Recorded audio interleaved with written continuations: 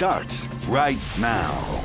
An FBI operation sending out hours of flashbang explosions, helicopters overhead, and guns drawn. It sent the San Antonio neighborhood on edge. We asked, but still don't know what drew the FBI to the East Basse Road home that was surrounded by agents, just that it caused a lot of fear around the neighborhood. Katrina Weber with what neighbors saw and heard that's leaving lingering questions. From the chopper in the sky to the guns on the ground, it appeared to be a neighborhood under siege. Those sights and sounds, loud noises on Basse Road near West Avenue, got neighbors out of bed before the sun came up. It sounded like maybe a shotgun blast or vehicles ramming. Steven Cervantes was startled by what was happening, even in his home a block away. Others also came out to see what was going on. A SWAT team from the FBI appeared to take the lead, focusing on one home in particular and the people inside. Come out with your hand up. That's exactly what was happening earlier. Manuel Carvajal says he heard gunshots from that same home, both last night and in the recent past. He also sees lots of cars come and go. Still, he was surprised by all the law enforcement cars this morning. San Antonio police shut down the street and helped in taking people into custody. ATF agents also showed up, but the situation ended without a word from any of them. No idea what's going on here. No idea. Hopefully everybody's okay, yes. Whatever happened here may have to remain a mystery. A spokeswoman for the FBI would only confirm that this agency was here in association with others, but she wouldn't say what the operation was all about. Reporting from the north side, Katrina Weber, KSAT12 News.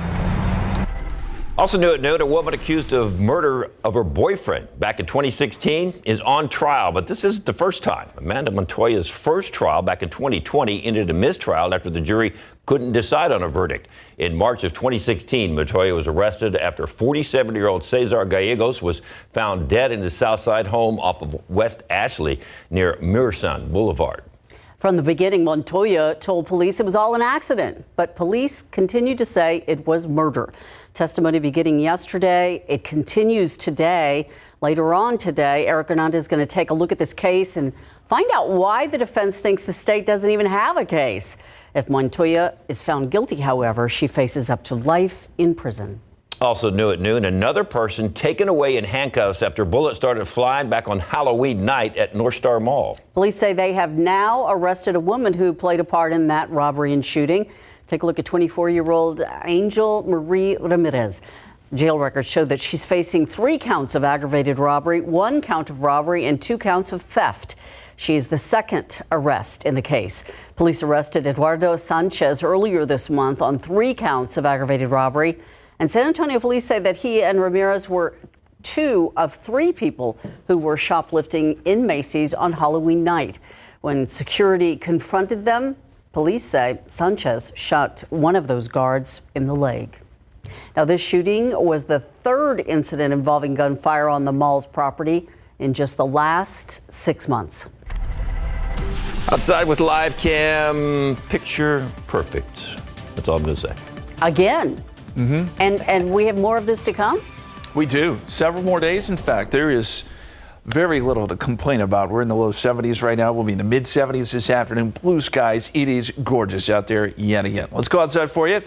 And we'll look at the temperatures. Most places starting to warm into the 70s now after a cool morning. 73 in New Braunfels, 69 Seguin, 68 Bernie, 69 Kerrville right now. Light winds. Forecast today. 76 this afternoon, mostly sunny. This evening, we'll drop down into the low 70s by 7 o'clock and then eventually into the 60s overnight tonight. It'll be another cool morning to start your Thursday, but Thursday and Friday look great. So does Saturday for that matter. We'll get a few changes by Sunday. And we're going to look way ahead now. Thanksgiving week, what does it look like? Well, the latest thinking is that Wednesday should be pretty quiet. We'll see temperatures in the 60s. That'll be the case on Thanksgiving Day as well with some cool mornings. Looks like good travel weather, good Thanksgiving weather. All is good in the extended forecast. With that being said, we do have a front that's going to cool us down, and that's why you're seeing those temperatures in the 60s for Thanksgiving. We'll talk about if that brings us any rain early next week, coming up in just a bit, guys. Thank you, Justin. Happening tonight, people on the northwest side are going to have a chance to ask some questions about CPS Energy's proposed rate hikes. That meeting starts tonight at 6 o'clock. It's happening at City Church on Bandera Road. Rudy Garza with the CPS Energy president and CEO. He's going to be there to answer questions from people in District 7. And then there's a second meeting happening on Monday, November 20th at the Doris Griffin Senior Center. There will be several more San Antonio area school closings next year. Edgewood ISD trustee has voted to close Winston Intermediate School of Excellence and Wren Middle School. Closing those schools expected to save the district roughly $15 million next school year. That's not the only reason, though. Dropping student enrollment was also part of the decision to close the two campuses. Many parents outraged, saying the process moved too fast, had little community input. District leaders say it was an emotional but necessary decision to improve and save the district. Nice decision is important because what it does is that, yes, there is going to be a change in the community in terms of where students are going to be attending school. But I would ask people to also consider that there's also going to be opportunities for students to go to schools where we can change resources and move resources to include people. I don't think the parents knew the seriousness of what was happening. That was, because if you look at the title, Rethink, Redesign, it doesn't say closures. Leaders are asking Edgewood's parents who are upset to join them moving forward to save other campuses that may be in jeopardy in the future. Former Uvalde CISD Police Chief Pete Arredondo has now gone from honorably discharged to simply discharged. Arredondo was the school district's top cop during the massacre at Robb Elementary. He was initially fired and he appealed to have the blemish removed from his file and won. Then the school challenged that ruling and it won. The honorable discharge decision had cleared Arredondo's record in case he wanted another law enforcement job. This new ruling, though, has closed the case. Arredondo was heavily criticized for how he handled the shooting, waiting more than an hour to enter the building where the children and teachers were still being shot. 19 students and 2 teachers died. San Antonio police didn't tell us who, but they did say someone was shot 13 times last night in the parking lot of an area karaoke bar. It all happened just before midnight in the 2600 block of Moss Rock. That's on the north side, not far from 410. Police say that they responded to what they call a gun battle in the parking lot of Dad's Karaoke Bar. Officers tell us that there may have been fully automatic guns involved. Another man was taken to the hospital in addition to the person that was shot 13 times. No official word on their conditions at this time. Police say they also found weapons and cash at the scene. Hey, the Spurs are very, very young. They are the youngest in the NBA, and unfortunately, they're playing like it. Too many big mistakes. We got those for you coming up.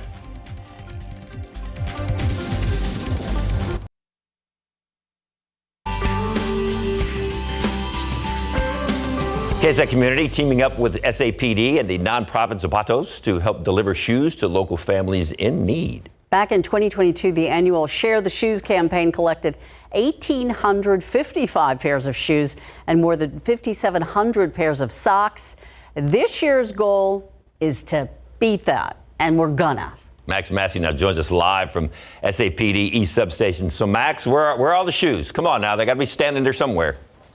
Oh, we got to hide all the excitement at first, but I want to say how easy it is to share the shoes, step up and help out. You can come to any of the participating substations. You walk right up, beeline it to the Share the Shoes bin. You drop off your new socks, new shoes, and we're going to explain why there are brand new Nikes in there. But David, you asked, here, we're going to deliver. Look at all the shoes so far, but like we said, we're trying to beat last year.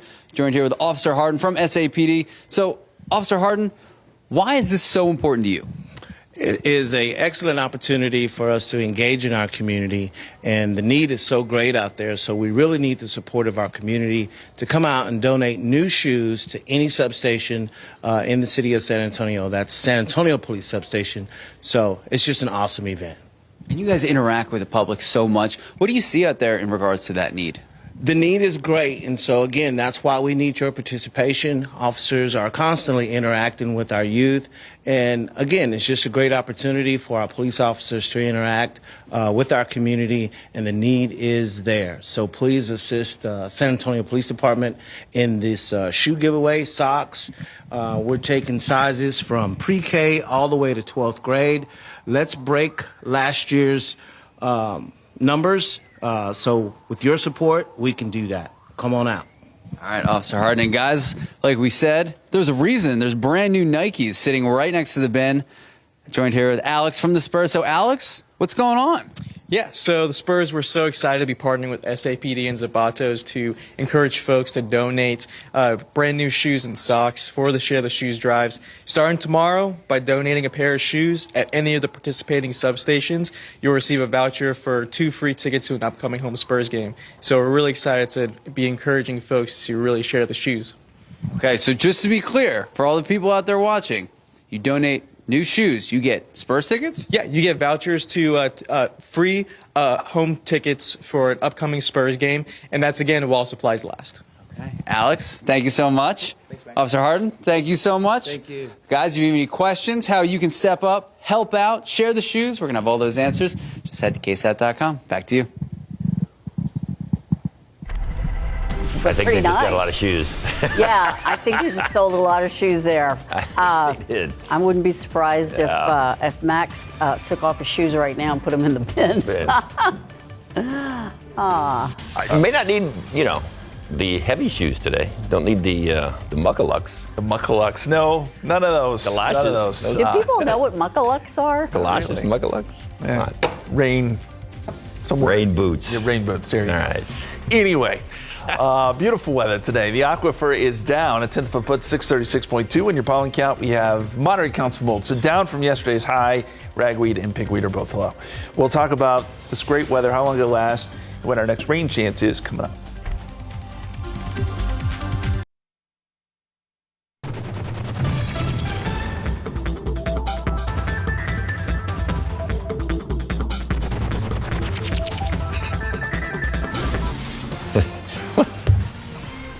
The question of the day yesterday, my wife was asking me about, you don't like sweet potatoes, though, so how could you say everything?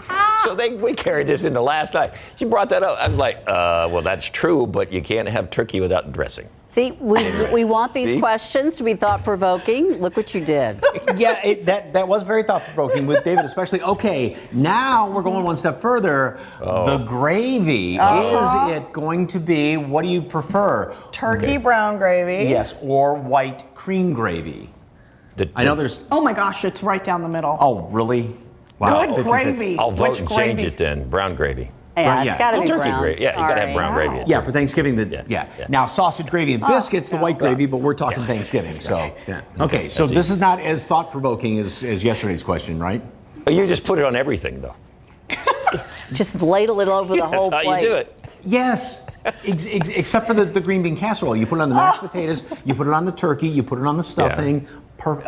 But if your plate's full of food, it kind of leaks over into the green bean casserole. So, but that's okay. That's true. Even into the sweet potato casserole. Now the next question is: do you make your own, or you just crack open the jar?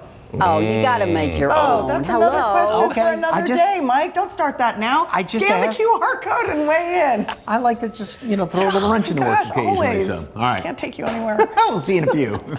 Ursula will not get her gravy out of a jar. Never, ever. No, that's the final beauty of cooking, is making that final gravy from the juices of the meal. There you go. I feel like we've really dug deep into this whole food issue. We could do a KSAT Explains. We really have gotten granular on just on the this. food Yes. next Thursday. David's talking about specific foods in which you can put your gravy on and which part of the plate. And Justin's like, I'm okay as long as I'm not doing the cooking. yeah, check out our hour-long special next week on Thanksgiving food and how it should be arranged on your plate. I want to do that special. You'd be good at it. Let's talk about Thanksgiving. How far away is it? Well, okay, it's 8 days away. You probably know that by now. But what about winter? Officially begins in 36 days. And Christmas is 40 days away. So you still have some time. Do some shopping, hang the lights and whatnot. And this is one of my favorites. Total solar eclipse, April 8th next year, 145 days away. I can't underscore how excited we are in the meteorological department about this because it's going to be awesome. Can't wait. So there's a bit of a countdown for you. We're looking ahead because there's not a lot to look at today, and that's a good thing. It's nice. Temperatures already making their way into the 70s, 72 outside, 69 in Seguin, 68 Bernie, 69 in Kerrville. Today is the day.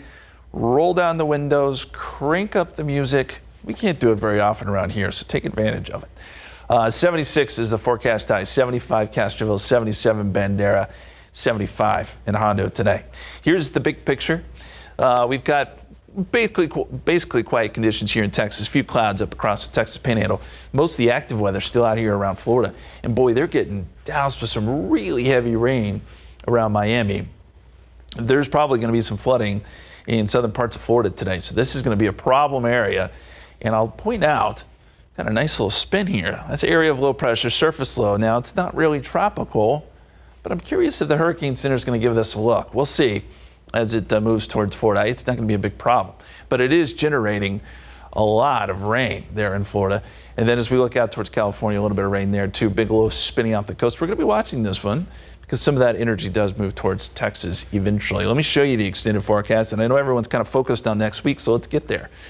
We have a frontal boundary that comes through Friday of this week. Doesn't do much for us, cools us down a little bit for the weekend. But as we fast forward to Sunday, that system off the west coast comes in. There's the front. A little bit of rain on Sunday. I think a possibility of a shower or two here. Nothing too dramatic. And then by Monday morning, we'll have a window for some showers as this front comes through. But unfortunately, the window's pretty small. I don't know that we'll get a lot of rain out of this. It'll be pretty quick moving. And then so by Sunday, or late Monday, I should say, cooler air is feeding in. We're getting gusty winds. Tuesday's going to be a cool day, cool and windy as this storm system moves away. But then we got to keep in mind there's going to be a lot of traveling Wednesday. And notice most of the country is pretty quiet other than the Northeast. Of course, if you have issues in New York, it can cause cascading issues across the country. But it looks okay. And Thanksgiving Day looks perfectly nice, beautiful actually, with temperatures potentially in the 60s for us. So that's not so bad. I will tell you the winds are going to pick up steadily here, and then by Monday when that front comes through, we'll get some pretty gusty winds. So here it is laid out in 7-day forecast. Upper 70s next couple days. That first front comes through, cools us down just a little bit, really negligible. 20% chance of rain Sunday, 30% chance Monday as the front comes through. Then it turns windy and colder by Tuesday with highs only in the upper 50s potentially. Maybe a little more rain too. A little bit, yep. Thank you. What a big win can do for the young guys on the Dallas Cowboys. We'll tell you when we come back. Also, when we come back, trying to keep the record-breaking season going, to look at Davenport and the girls volleyball team there. They're on a roll.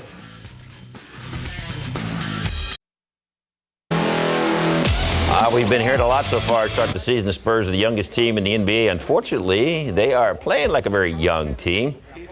Where are the Spurs headed? Just look at the Thunder. The second youngest, a lot further along. Last night, a great example. Take the OKC, Victor Wembanyama. How about that move? Look at that. Round and back, little sidestep, little jam. Holmgren catch and shoot for three. Wembanyama tried to make it a one-possession game. He's going to see getting the mid-range J to go. God, the guy's got a touch, doesn't he? For 7'3", 4 or 5. The Thunder rolling, though. Josh Giddey finds Holmgren for the slam. In the second half, it's an all-out storm. The Thunder putting on a clinic. Giddey drop-off dish to Chet. The shy Gilgeous-Alexander hits the step-back three coming up, and we had 28 points for him. Career best 7. You can just tell this is it's not going well. Here's the problem. The Spurs turned it over 24 times last night, and that's not going to get you any kind of win. OKC got the lead up to 40 at one. Final 123-87. San Antonio's now 0-2 in this in-season tournament. They're on a 6-game losing streak. They get a couple of days off to rest and maybe get in a little practice and start working on quitting turning it over and get ready for a home game stand starting Friday against the Kings. They're home for 4 in a row now. Football coverage brought to you by Davis Law Firm. The Cowboys have had some tough losses so far this season, but they have had some pretty decisive wins as well. The big wins gives a chance for the young guys to get on the field and run some plays like Deuce Vaughn In some of those early big wins, head coach Mike McCarthy wasn't happy with the drop in the fourth quarter production when those guys stepped in, but that wasn't a concern this past Sunday against the Giants. It's important for these young players to take advantage of these opportunities because they're so special, and we've been so fortunate to get these young players this many reps.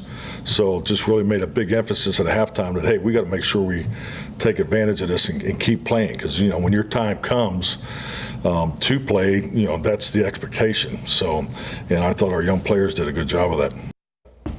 The UIW football team has had some time to look back on that November 4th loss to Nichols, which allowed the Colonels to clinch the Southland Conference title and an automatic playoff bid. That ended the Cardinals' 2 straight conference title streak, but all is not lost. UIW faces Houston Christian to close out the season. An important game because it has some impact on the FCS playoff picture. Not like last week, because I thought that it brought us closer together as a team. You know, God uses this game in a funny way to teach you about life, and we gained a little bit of humility last week, and it brought our guys closer together. You know, we aired some things out at a football team. We talked about what's ahead of us and how we're going to approach it, and we're going to go attack it. All right, playoffs on the field and playoffs on the court. Volleyball playoffs had a big weekend, and things will just get bigger and better as the playoffs continue. Over the weekend, the Davenport High School volleyball team advanced to the state tournament for the first time in school history. Wolves' run at the state title continues tomorrow night. Davenport faces Salina in the 4A state semifinal match. I've gotten some film on them. They're big, they're strong, they have a great offensive system. So I think it's just going to be the battle of who's going to execute, who's going to be coachable, who's going to be able to find weaknesses and really go after them. I think it really comes down to our mentality and how we hold ourselves throughout the game, like next ball mentality. That's what we really like to focus on. I think we just need to play our game. Like focusing on like ourselves is like the biggest thing that we've been working towards this year, because last year we kind of got all frantic, but this year we're just like new mindset, our game, our time. It's just nice to see these young schools start to get that tradition of winning going and getting into the playoffs. Good for them. Yeah. All right, it's an issue affecting public schools all across the country. We're talking about contaminated drinking water, and it's even happening in our community. We're going to take a look at why this issue is so pervasive in the next half hour.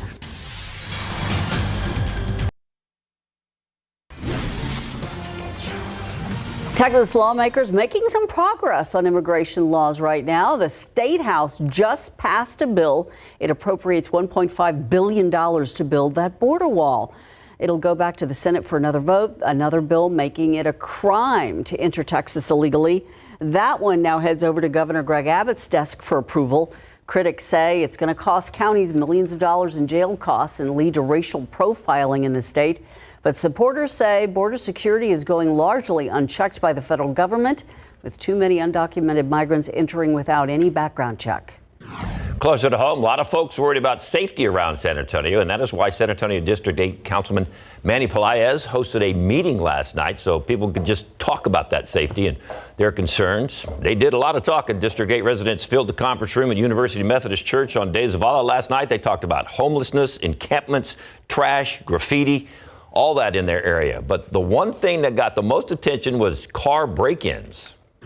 A lot of this at the rim at La Cantera, more than ever before. On this side of town, more often than not, people are up here shopping and leaving their stuff in the back seats. We've got a little more affluence on this side of town, and people are just leaving stuff that's attractive and tempting to car thieves in the back seat. So here's what Pelaez stressed to those residents. Do not leave valuables in the car and don't leave belongings in plain sight. That goes for everybody, all parts of town. He also asked SAPD officers in attendance to look into the matter and see if a hotspot designation is needed in certain areas. Lead-contaminated water, it's a growing concern in public schools all across the country, and part of this problem has been spotted right here in San Antonio as well. ABC News speaking to students in one district in New York. They say drinking tap water in their district's been out of the question for years. And across the country, it's unclear how widespread this problem is. Activists saying it's because there's no federal regulation requiring the majority of schools to test for lead in their water. And state requirements do vary. Fortunately, schools regulation is mostly voluntary. mostly folks don't know what's going on out of any of the taps of their school. ABC News did reach out to school districts all over the country to ask about their drinking water. Most of them declined to comment, and some said they were part of a voluntary testing program. Others saying they plan to test soon.